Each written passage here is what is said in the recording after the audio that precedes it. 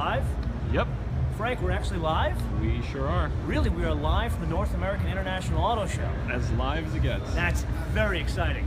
Friends, we are here. Okay, so we spent some time yesterday talking about some other cars, but of course I was kind of walking back and forth in front of this booth, and what did I see?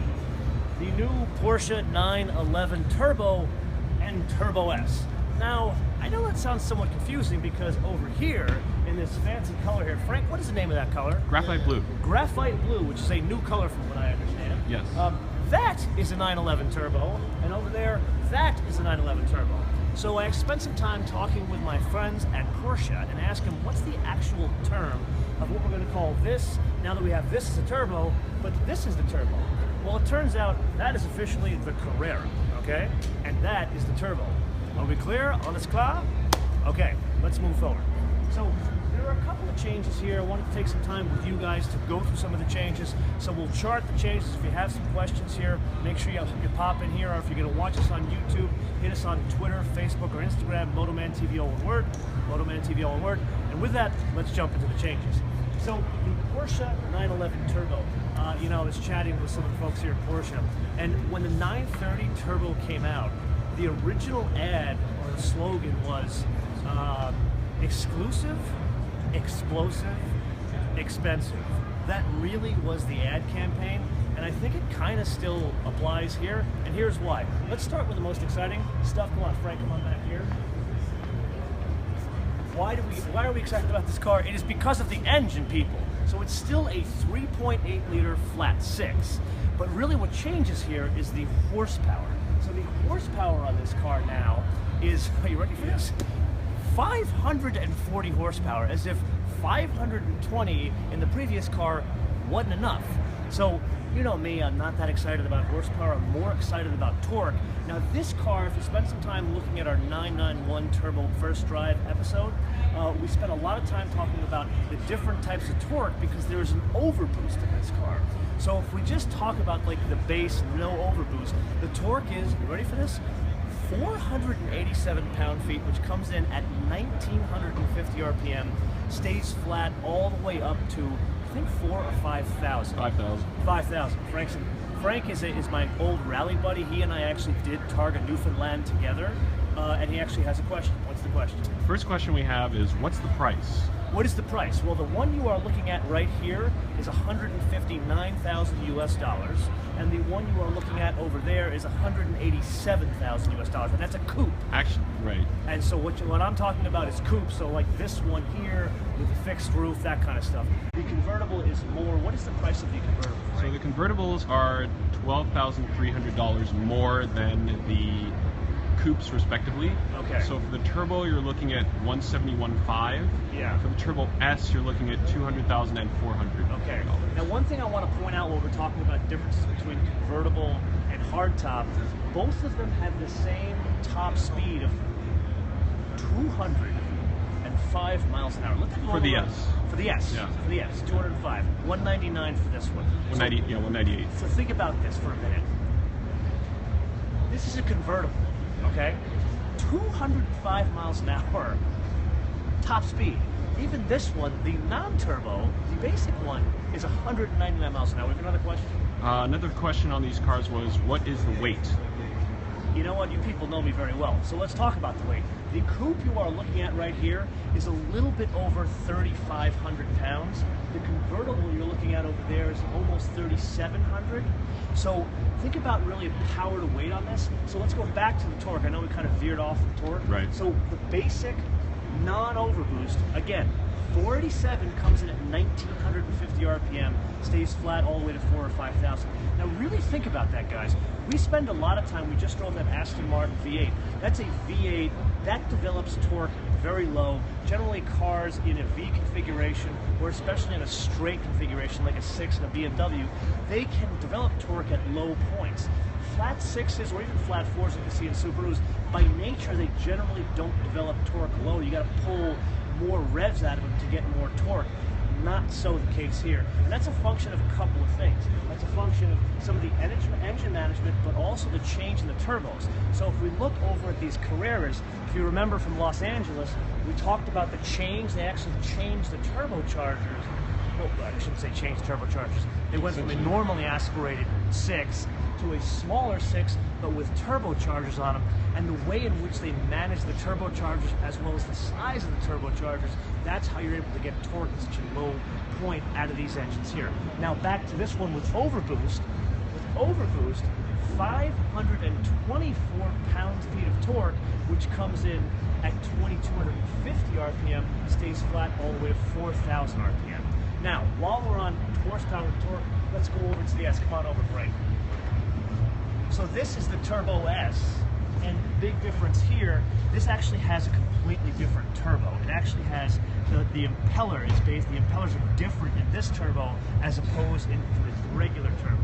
So it is entirely possible to get a turbo and kit it out with some of the Turbo S features, like the full leather, these types of wheels, that mirror, but the one thing you can't change is the engine.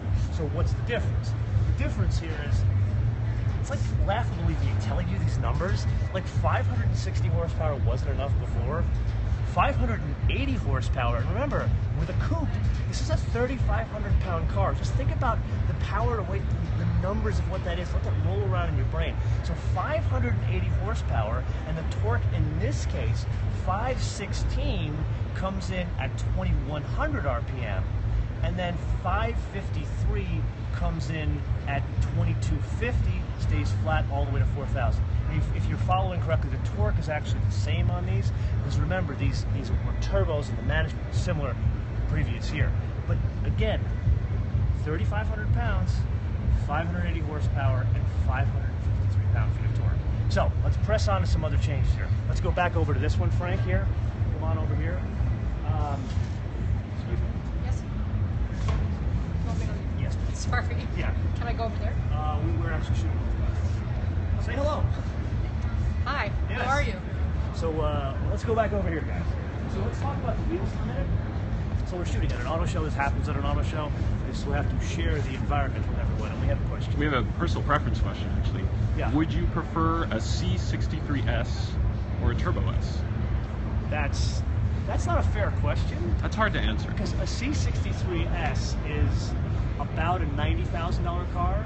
A turbo. Now, granted, I would do a Turbo S. I'd probably do a coupe. If you're talking the way I would do it, probably be about 200,000, because there's some changes. I would get the fancy colored seat belts. I would do some options on it. So you're talking double the price. If all things being equal, I would definitely pick this over the C63S because A, I like the way it looks, and B, I need 580 horsepower.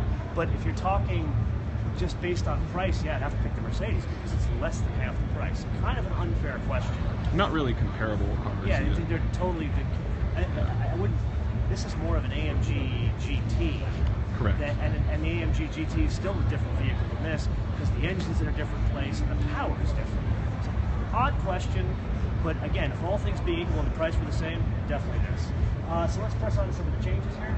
The wheels. Notice the wheels are different from the previous car, both in this one here, but notice over here, it looks similar, doesn't it? For those of you that saw the episode we did before, it was a 10-spoke wheel. This is a 7-spoke wheel, and these are fitted as standard on the S. You can get them on the regular turbo. There's a question. A follow-up question to the one we just had. Yeah. Which Porsche model overall do you prefer?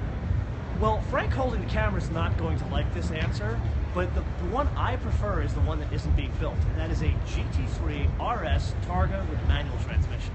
That is the one that I would absolutely want. But the reality is, if it were my money, I would probably do a GT3 RS. But then again, I am the guy that takes an unpractical car to Costco. Which a lot of people are asking about as to where it is here. I don't think there is a GT3 RS. Is there one There's on display? There's not one on display now. That's it. You know, the GT3 RS is an unusual case in that there's an old saying in the Lotus world, in that no one has ever been sold a Lotus, people just buy them. That applies to a GT3 RS. No one ever is sold a GT. I would argue with a GT3 as well. They just come and they buy them. Because think about it. those cars, they're built by Porsche Motorsport. There's bits in them that are made by the same people that make racing cars. That is why freaks like me will sell their house and their wives to buy a GT3 RS. Are we clear on this? Let's go back to some of the other changes. So if you remember from the 991 Turbo S, the Turbo S actually has the carbon ceramics fitted as standard. Once again, you can get them fitted here optionally, but if you really think about it, if you were to take everything that's fitted as standard here and add it to this, you're actually very close to the price here, so you might as well go up and get the better engine in this one. Anyway, I digress. Let's press on to some other changes. So notice the fascia is different, and this is kind of a theme that you saw when they went to the 991-2 over there, which we are now calling the Carrera, and this is the Turbo. Also, these lights are different here. The DRLs are different. These sport mirrors come standard on the Turbo S. Now come on back here. I would argue more of the changes in terms of the body are here. And take a look at this piece here. It's a three-piece vent. Now, if you remember, actually, let's show them over here, Frank. Come on over here. Let's show them that Carrera again so they understand very clearly. So this is three pieces. But then over here, notice that cover over the engine compartment. That one is actually, it's got the vent it's more stylized, I would say. I personally, I don't know if I like this or the previous one. I'm still kind of on the fence. But here, what they've done, they've taken these ridges and they've opened up this space, and they have like forced air induction. So it's kind of like, riddle me this, what does a Pontiac and a Porsche have in common? Forced air induction. You see that here? See what I did there? Okay, come on over here. And notice, this is a bit different here. So this is basically venting for the intercooler, effectively. And then back here, if you remember, in Los Angeles, we talked about the exhaust system in the Carrera and the Carrera S. And if you got the sport exhaust, basically what they did is they put the exhaust tips in the center, and the sound's basically different. Here, the exhaust is the same because it still has the same baffled exhaust. But notice the color here, it's a graphite. And then if we look over on the regular turbo car, it's got the chrome tip. Got it there? And then, of course, the taillights are the same that we saw on the 991-2. Now, on the inside, why don't you stand over there, Frank? So the full leather is fitted as standard in the Turbo S, but you can get the full leather as optional in the regular Turbo. The sport steering wheel standard. And I would argue one of the biggest changes here is the infotainment system. And effectively what that is, it's now Apple CarPlay as well as Google real-time maps. So if you guys are familiar with some of our Audi episodes where we were playing around with the Google real-time view of the maps, that is now in the Porsche. And you can see, come on, punch in here. Frank, for a bit, why don't you punch in and show them the screen is different. It's more flush with the dashboard. And I would argue, and this is saying a lot coming from a Lotus guy, the ergonomics in this car are incredible. Like I am not a fan of the integrated controllers you get in like a Mercedes or a BMW. I love the array of buttons in Porsches. And granted, I'm halfway through a private pilot's license. I love airplanes, so I love the array of buttons in airplanes. So to me, this is literally like, actually, if you think about it, 580 horsepower in a 3,500 pound car, it's literally like taking off. So, you know, you got that too. But I love the ergonomics, and I've spent now a lot of time in these cars, especially in that Turbo S we had back last year, and that car, I've kind of gotten used to it, and within 10 minutes, you know where every button is and where your settings are. So that's just my personal preference. Anyway, one other huge point I didn't share with you guys, and come on, let's punch it again. So you guys are familiar, we've talked about this like 85 times, the Sport Chrono package in Porsches. Now, yeah, let's punch into the clock on the top.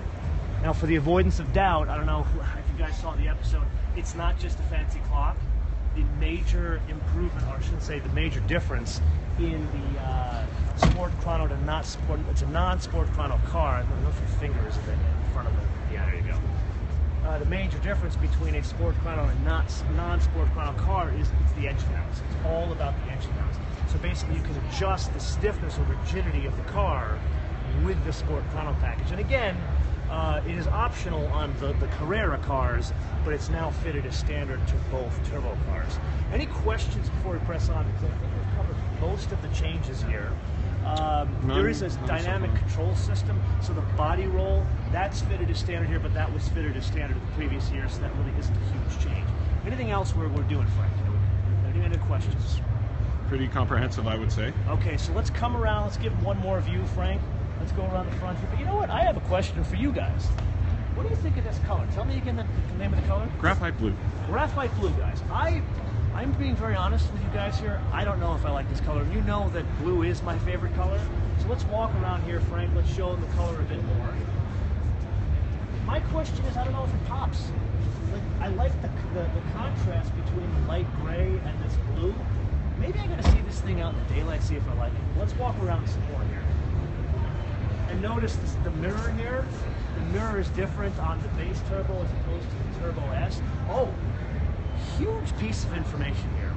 So a couple of years ago when we drove the Macan, the Porsche folks, we were sitting there and they would, you know, whenever we go on these drives, they give us the whole business presentation and like show us PowerPoints and that kind of stuff. And it was amazing in that, so I don't care what car, like turn around here, let's show them that there's Volkswagen over there and there's BMW over there. I don't care what car company you're talking about. There's like what's called a grade walk. There's, in this case, there's a Carrera, and there's a Carrera 4S, a Carrera S, and then you move up to the turbos, and this is called a grade walk. And generally, the basic cars, they're 20-30% of a mix, meaning how many they sell. And then it's the middle model they sell the most of, and then they maybe sell like 5% of the top model, which is this. In the Porsche 911 Turbo world, 20% of them in the US are turbos. That is unheard of. Like, there's no other car company that can even tell you that kind of information. Anyway, let's get, rather than me rattling off about business numbers, let's get back to the color. What do you guys think of this color here? So I am kind of up in the air. I don't know if I like it. And again, I like blue. That burgundy we had last year, cool. You guys got to watch that episode. That car was awesome. And we had Bruce Meyer. So Bruce Meyer runs the Checker Flag 200 at the Peterson Automotive Museum, who we've been affiliated with for many years. And Bruce is a good friend, and he's probably one of the greatest car guys I've ever met in my life. He owns a Kremer, the Le Mans winning Kremer 935. In that episode, we share this car, the 9191 Turbo, and he gives us the history on his Kremer Porsche, so make sure you check that out. And we have a question. Could you just reiterate the pricing on the Turbo S for Coupe and Cab? Sure. Okay, so let's go over this. The basic, okay, so if we could call this car basic, this is $159,000 as a Coupe. Then if we go over to the Turbo S, come on, actually, let's go around this way so they can see the front. Give them a view as we're walking, Frank. So once again, you see the blue. Now we move over to the Turbo S, and some of the big changes are you get the central locking wheels, carbon ceramic brakes, full leather interior, and of course, more power out of the engine. That one's $187,000 US. And remember, these are coupes we're talking about. Now, if you would like Porsche to take out a chainsaw and cut off your roof, that's an additional $12,000 on top of those two prices. So that's effectively the pricing. Now, again, you know me, I want probably the red or the yellow seat belts. I'd want to probably individualize the car a bit. But at the end of the day, you're talking anywhere between about $160,000 to $190,000, and then you add from there whether you want a convertible, whether you want fancy seat belts, different stitching, you know, or can't you get the center console painted in the color of the car? You can. Yeah, I mean, we joke around with the options games for these cars, but at the end of the day, these are like the closest thing you're going to get to a cultural car in today's day and age without paying $3 or $4 million for a body manufacturer to rebody a Ferrari. And with that, any other questions? Okay, so I am going to leave you guys with two questions. Number one, what do you think of this color? Do you like it? Don't you like it? Why or why not? And number two, and this would be a tough one for me because you guys know that I like open top cars. Which one would you choose?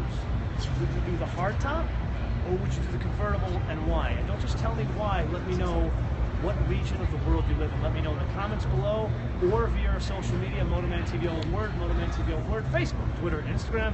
And with that, we are going to say goodbye to Frank, and sadly goodbye to the Porsches, and we're going to come back to you with 2 more periscopes today, hopefully, depending on how much time we get, and we will come back to you also on YouTube, so make sure you check with us later in the week. So, bis später from Porsche.